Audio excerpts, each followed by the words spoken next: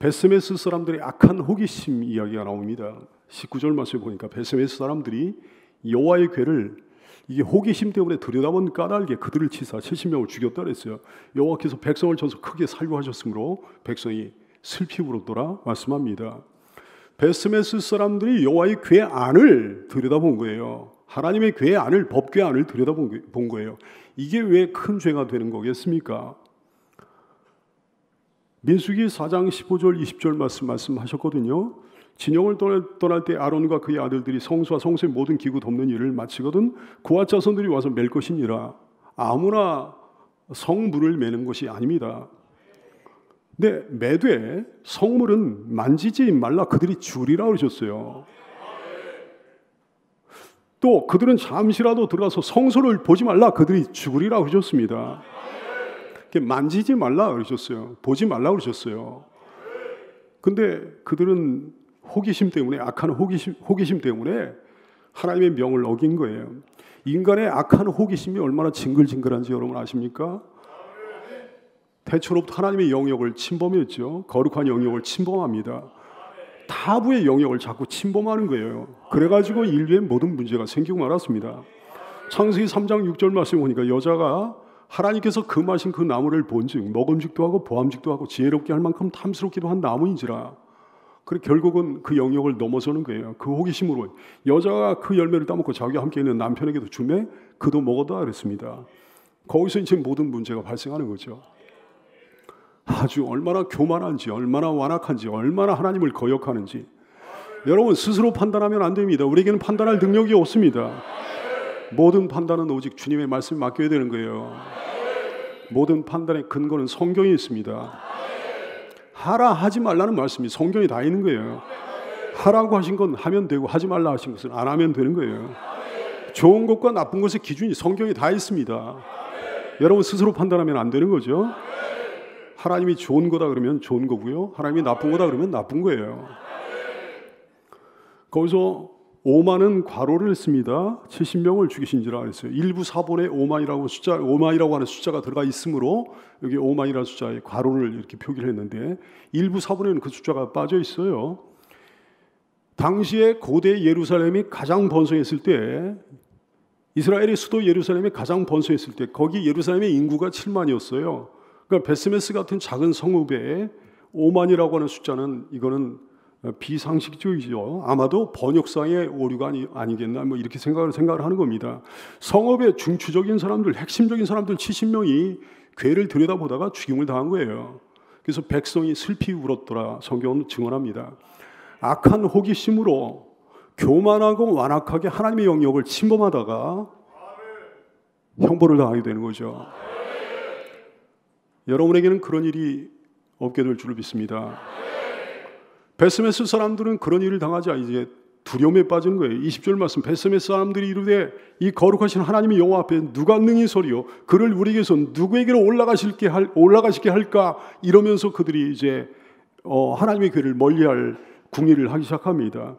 이 거룩하신 하나님의 여호와 앞에 누가 능히 서리요 그랬어요. 위대하신 하나님 앞에 인간의 보잘것없음, 인간의 연약함을 자각하게 된 거죠. 뭐 정신이 멀쩡한 사람 같으면 누구라도 자각하지 않겠습니까? 살다 보면 자각하는 거잖아요. 어린아이가 아닌 이상, 병자가 아닌 이상 다 자각하는 거잖아요.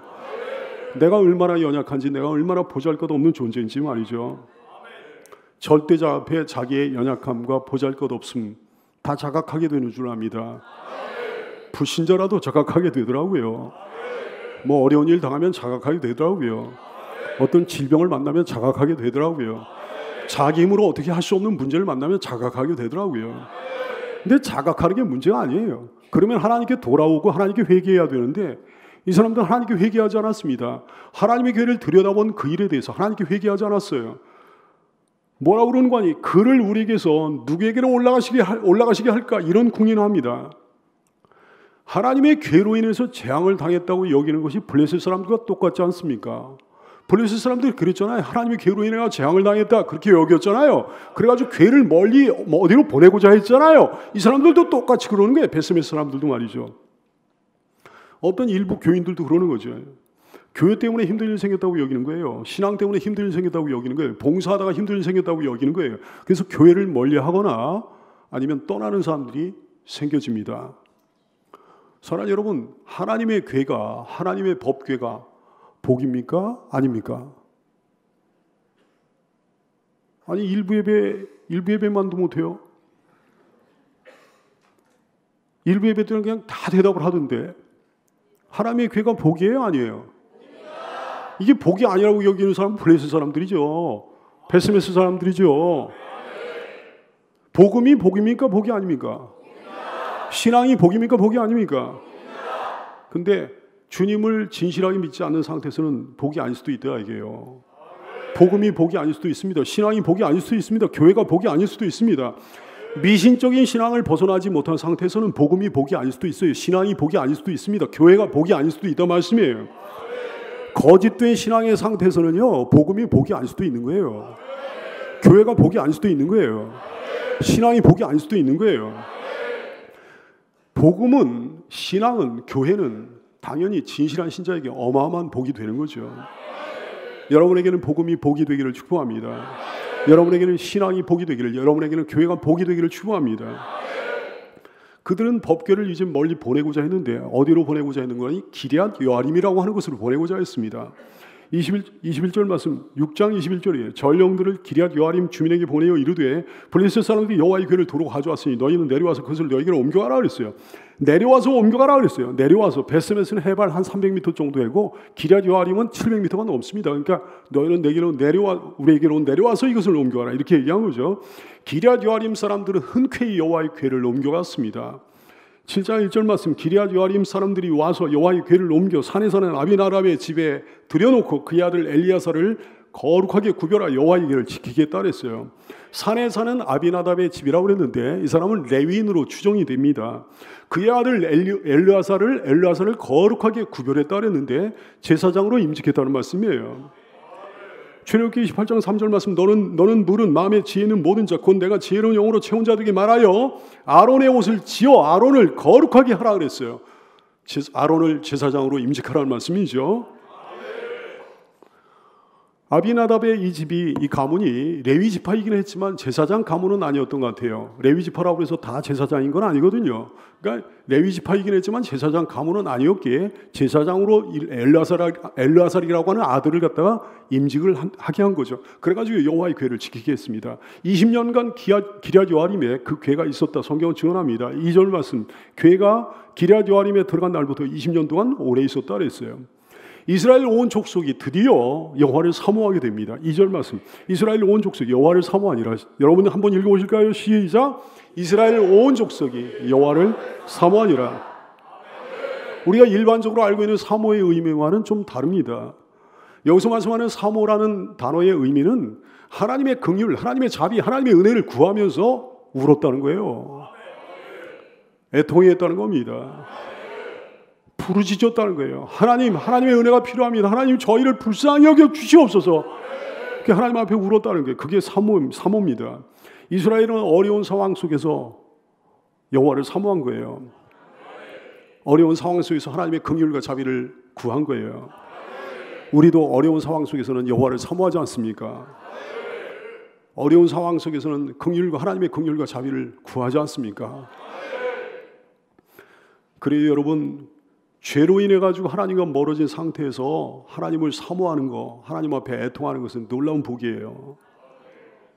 요에서 2장 12절 말씀 그랬습니다. 여호와의 말씀에 너희는 이제라도 금식하고 울며 애통하고 마음을 다하여 내게로 돌아오라 하셨어요. 사랑하는 여러분, 죄로 인해 가지고 하나님과 멀어졌을 때 기뻐하고 행복해하는 건 큰 말도 안 되는 겁니다. 죄로 인해 하나님과 멀어진 상태에서는요, 세상 일이 아무리 잘 풀려도 기뻐하면 안 되는 거예요. 웃으면 안 되는 거예요. 즐거워하면 안 되는 거예요. 야고보 4장 9절 이하에서 그러셨어요. 슬퍼하며 애통하며 울지어다. 너희 웃음을 애통으로, 너희 즐거움을 근심으로 바꿀지어다. 주 앞에서 낮추라. 그리해야 주께서 너희를 높여주시리라. 미국의 제16대 대통령 아브라함 링컨이요, 남북전쟁이 일어났을 때 1863년 4월 30일 날 목요일 날, 이날을 갖다가 국가적인 금식의 날로 정하자고 국회 청원서를 제출합니다. 청원서 내용이 다음과 같습니다. 얼마나 은혜로운지. 청원서 내용이 이래요. 금식은 온 국민의 국가적 의무입니다. 우리 국토를 이렇게 황폐하게 하고 있는 이 남북전쟁의 무서운 재앙은 우리 선조들의 죄에 대한 심판인지도 모릅니다. 또한 우리 온 국민에게 회개를 촉구하시는 하나님의 섭리인지도 모릅니다. 계속되는 우리의 성공으로 인해 우리가 교만해져서 우리를 지으신 하나님께 기도하지 않은 죄 탓인지도 모릅니다. 따라서 지금은 진노하시는 하나님 앞에 자신을 낮추고 국가적인 죄와 개인적인 죄를 고백하면서 하나님의 자비와 긍휼을 구해야 될 때인 줄로 압니다. 이게 청원서 내용이에요. 은혜롭죠? 국가적인 사모함입니다. 국가적인 애통입니다. 얼마나 부러운지. 시편 42편 1절 말씀 그러셨어요. 하나님이여 사슴이 시냇물을 찾기에 목마른 사슴이 시냇물을 찾기에 갈급함 같이 내 영혼이 주를 찾기에 갈급하니이다. 이것이 사모입니다. 이것이 하나님을 사모함이에요.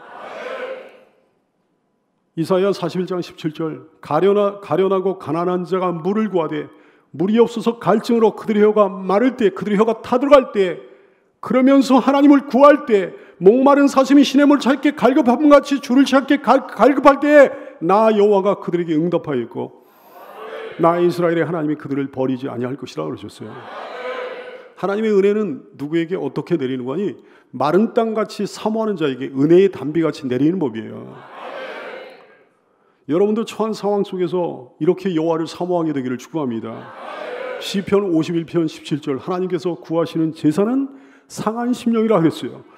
하나님이여 상하고 통회하는 마음을 주께서 멸시하지 아니하시리이다. 주 앞에서 자기의 문제로 자기의 죄 때문에 자기의 허물 때문에 자기의 부족함 때문에 눈물을 흘리는 그 눈물을 우리 주께서 기뻐하시고 귀히 여기시는 줄로 깨닫게 되기를 축원합니다.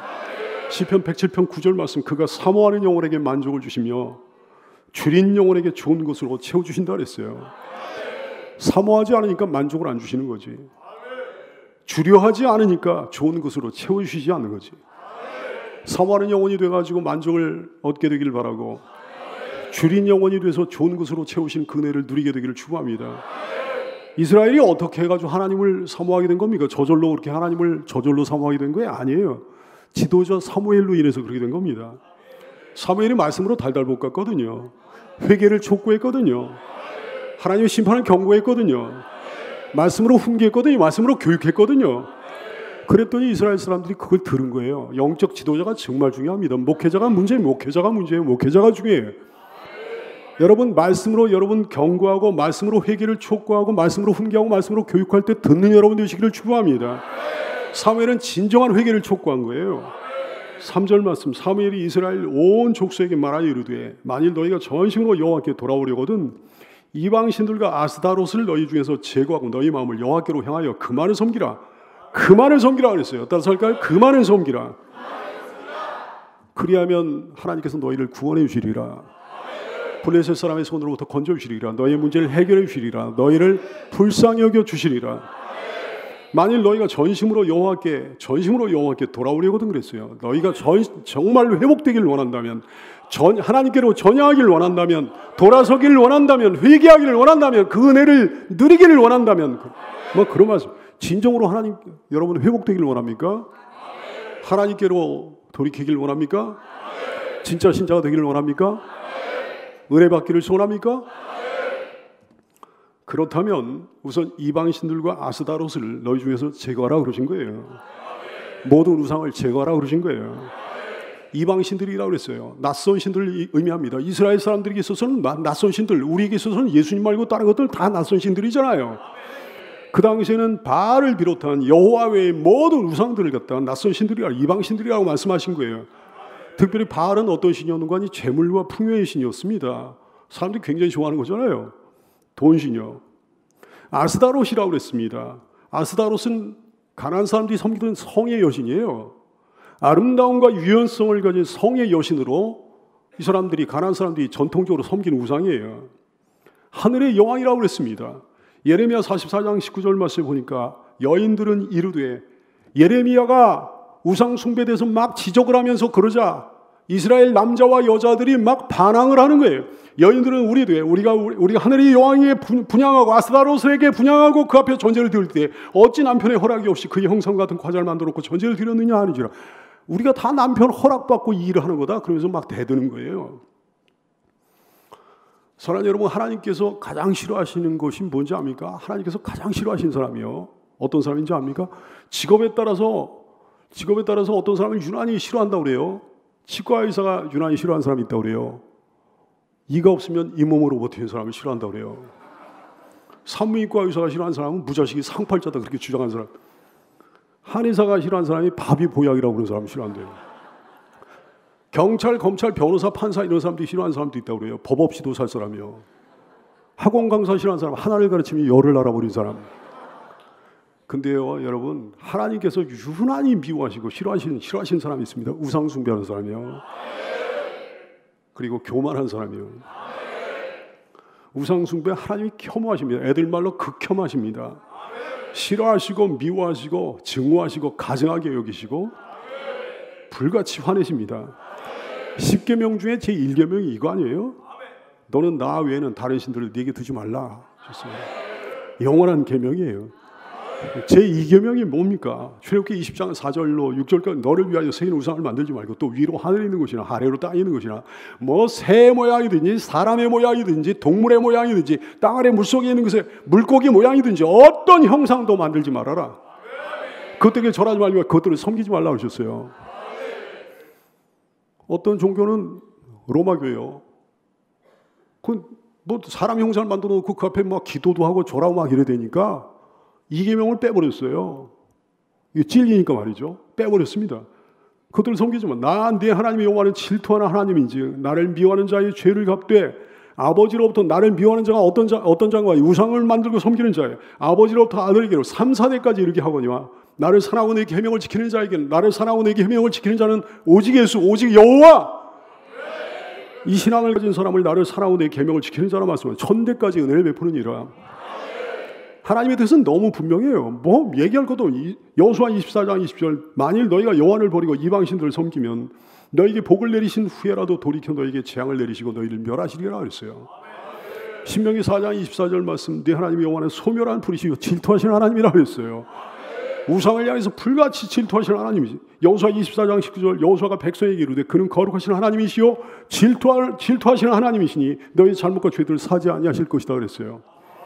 신명기 8장 19절 말씀 내가 만일 네 하나님의 여호와를 잊어버리고 다른 신들을 따라 그들을 섬기며 그들에게 절하면 우상에게 절하면 내가 너에게 증거하노니 너희가 반드시 멸망할 것이라 말씀하셨습니다.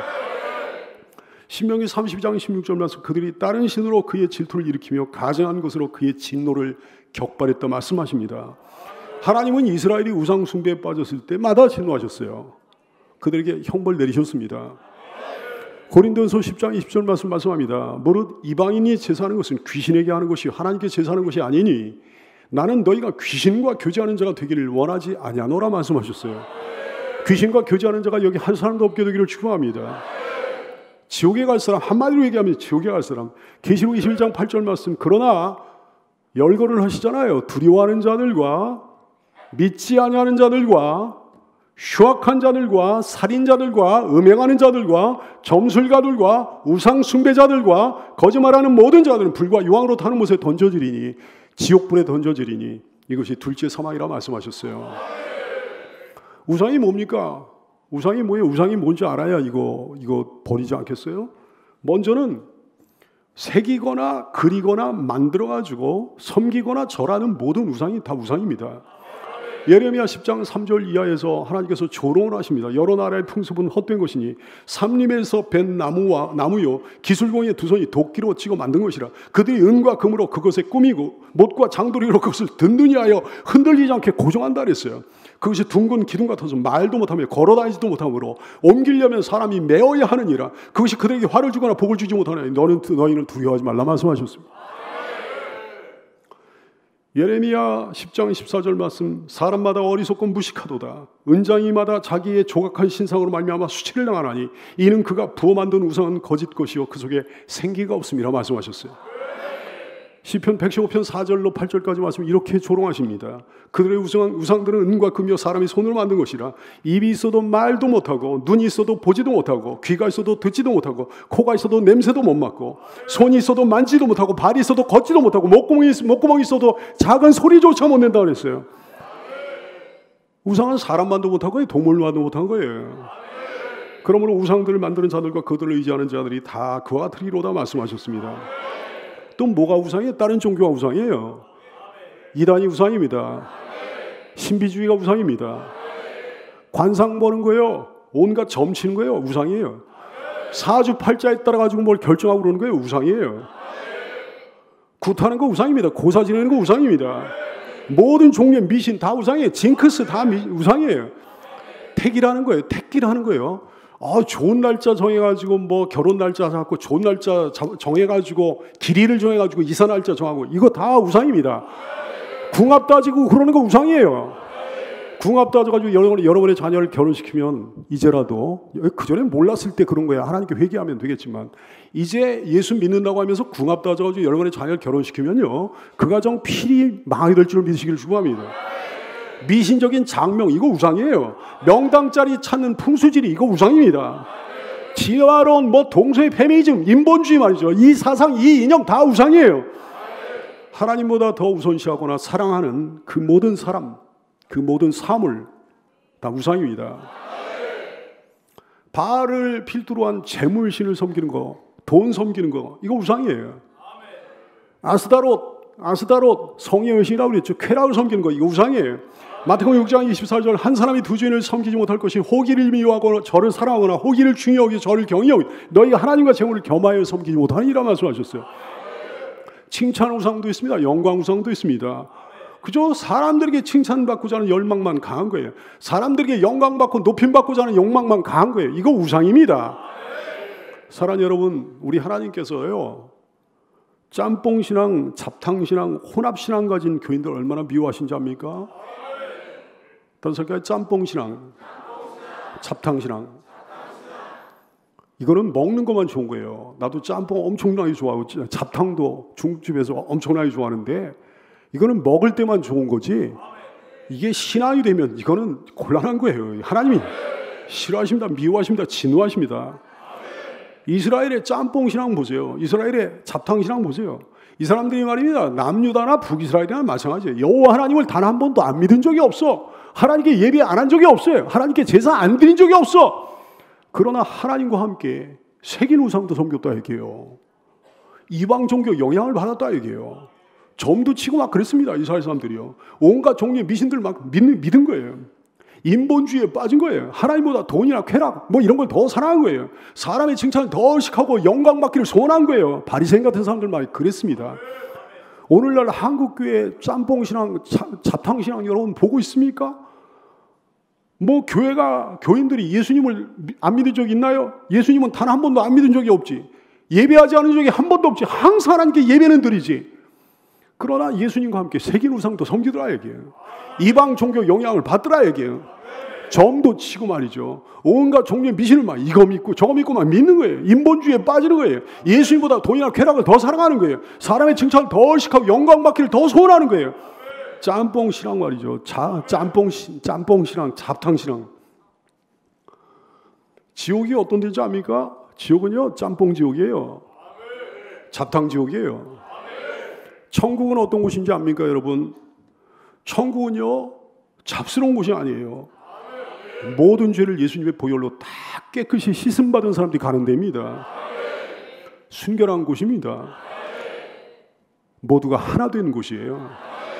복음으로 통일됐어요. 신앙으로 통일됐어요. 예수님으로 통일됐어요. 거기가 천국이에요. 다른 신앙을 가진 사람은 하나도 없습니다. 다른 신앙이 하나도 없습니다. 다른 신앙을 가진 사람이 하나도 없어요. 다른 사상을 가진 사람이 하나도 없어요. 다른 이념이 하나도 없어. 다른 철학이 하나도 없어. 하나뿐이 없어요. 거기는요 예수님이요 말씀이요 믿음과 소망과 사랑으로 일치된 곳입니다. 감사와 기쁨으로 하나 된 곳이에요. 행복으로 일치된 곳이에요. 찬양과 영광으로 하나 된 곳이에요. 계시록 7장 9절 이하는 천국에 대해서 이와 같이 말씀합니다. 2일 후에 내가 보니 각 나라와 족속과 백성과 방언에서 굉장히 다양한 사람들 가운데 모였는데 아무도 능히 셀 수 없는 큰 무리가 나와 그들 모두가 한결같이 흰옷을 입었다 그랬어요. 실제로 흰옷을 입는지는 모르겠습니다만은 천국이 이와 같이 통일성을 지닌 곳임을 말씀하는 거예요. 순결한 천국이라는 사실을 말씀하시는 거예요. 지옥은 어떤 데인지 압니까? 짬뽕 지옥이에요. 잡탕 지옥이에요. 5만 가지의 죄가, 수억 가지의 죄가 하나도 사함받지 못하고 종류별로 그대로 다 있는 거예요. 죄 백화점이에요. 종류별로 그대로 다 있는 거예요. 다 전시되어 있는 거예요. 수억 가지 종류의 죄인들이 그대로 자기 죄를 가지고, 자기 죄를 그대로 다 가지고, 수억 가지 종류의 온갖 다양한 죄인들이 말이죠, 각기 고통받는 데가 지옥입니다.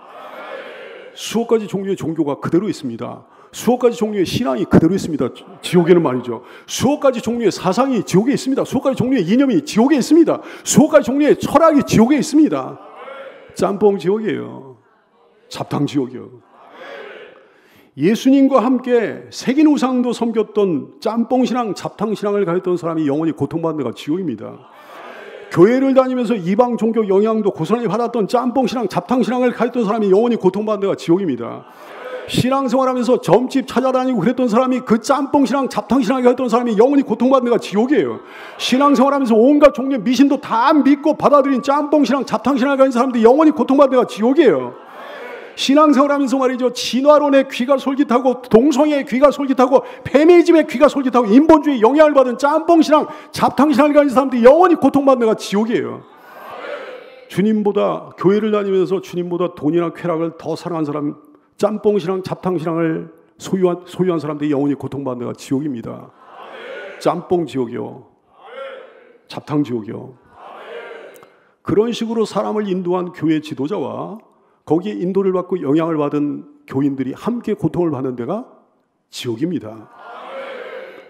사랑하는 여러분, 짬뽕 신앙, 잡탕 신앙 제거해야 됩니다.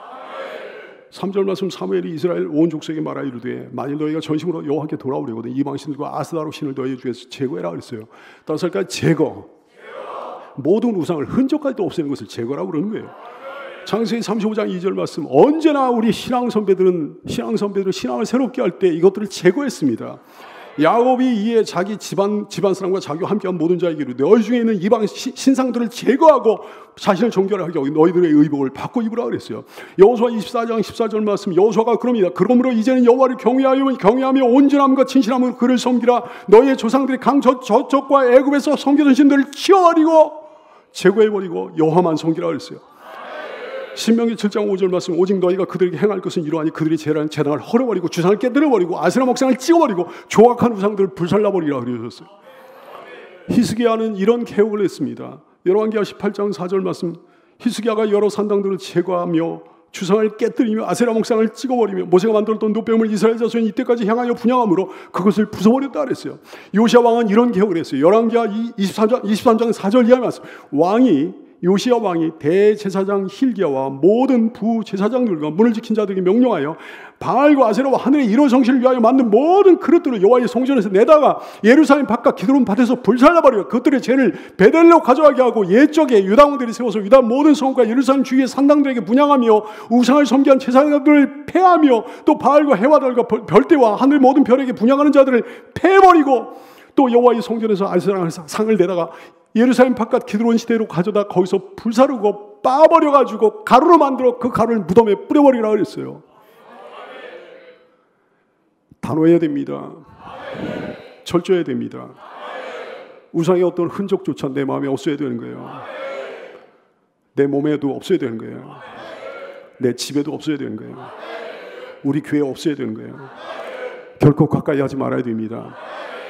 신명기 13장 6절 이하에 이렇게까지 말씀하셨어요. 네 어머니 아들 곧 네 형제나 네 자녀나 네 품의 아내나 너와 생명을 함께하는 친구가 너와 그렇게 가까운 사람이 가만히 너를 꾀어 이르기를 너와 네 조상들이 알지 못하던 다른 신들 곧 네 사방을 둘러싸고 있는 민족 혹 네게서 가깝든지 네게서 멀든지 땅 이 끝에서 저 끝까지에 있는 민족의 신들을 우리가 가서 섬기자 할지라도 너는 그들을 따르지 말며 듣지 말며 긍휼히 여기지 말며 애석해 여기도 말고 덮어서 사바사바 숨기지 말고 너는 용서 없이 그를 죽이되 죽일 때에 네가 먼저 그에게 손을 대고 후에 묻백성에 손을 대라 하셨어요.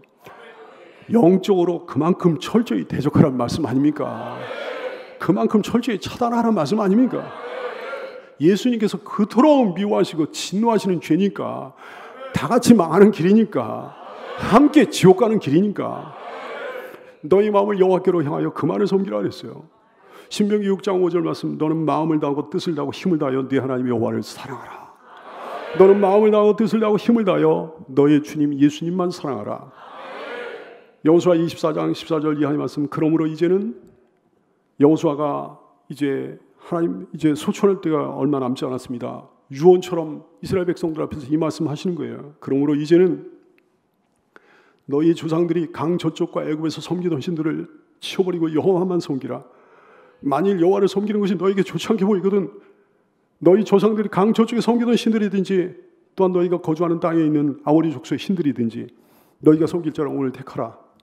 오직 나와 내 집은 여호와를 섬기겠노라. 오직 나와 내 집은 여호와만 섬기겠노라. 오직 나와 내 집은 예수님만 섬기겠노라. 여호수아가 그 옛날에 그렇게 선언했듯이 여기는 이 종도 그렇게 선언합니다. 여러분이 어떻게 하든지 나와 내 집은 예수님만 섬길 거예요. 여러분도 그렇게 할 겁니까? 당시에 이스라엘 백성들은 대답했다 그랬어요. 여호수아 24장 21절 말씀, 백성이 여호수아에게 말하되 아니니다 우리가 여호와를 섬겼나이다. 우리가 여호와만 섬겼습니다. 아멘 그랬어요. 나중에 이스라엘 백성들은 크게 변질됩니다. 열왕기상 18장 21절 말씀 보니까 엘리야 시대 때는요, 엘리야가 갈멜산 제단 앞에서 모든 백성이 가까이 나가 이르되 너희가 어느 때까지 둘 사이에서 머뭇머뭇하려느냐. 여호와가 만일 하나님이면 그를 따르고 바알이 만일 하나님이면 그를 따를지니라 하니 백성이 너무 가슴 아프게도 너무 화가 나게도 말 한마디도 대답하지 않았다 그랬어요. 여기 이 수많은 사람들 중에 여기 이전에 있는 수많은 사람들 중에도 혹시로 대답하지 못한 사람이 있습니까? 여러분 대답합니까? 그때 백성들이 한마디도 대답하지 않았다 그랬어요. 여호와가 만일 하나님이면 그를 따르고 바알이 만일 하나님이면 그를 따를지니라 했는데 우리가 대답해야 되는 줄 압니다. 가슴속 깊이로부터 우리의 대답이 우러나와야 되는 줄 압니다. 이스라엘은 이제 진짜 하나님 나라의 백성이 된 거예요. 4절 말씀, 이에 이스라엘 자손이 바알들루 아스다롯을 제거하고 여호와만 섬겼다 그랬어요. 따라서 할까요? 여호와만 섬기니라. 예수님만 섬기니라. 이에 그랬어요. 이에 이스라엘 자손이 이에 무슨 얘기예요? 사무엘이 명함에 그런 얘기. 지도자의 명에 순종한 거예요. 그렇게 하라고 그랬더니 그렇게 한 거예요. 여러분이 강단의 명령에 강단의 말씀에 순종하는 여러분 되시기를 축원합니다. 바알들과 아스타롯을 제거하고 여호와만 섬기니라. 짬뽕 신앙을 제거하고 자탕 신앙을 제거하고 예수님만 믿고 따르고 섬기니라. 그리하여 짬뽕 지옥을 면하고 자탕 지옥을 면하고 순결하고 거룩한 천국에 들어가니라. 이것이 여러분의 삶이 되기를, 이것이 여러분의 신앙이 되기를 예수님의 이름으로 축원합니다.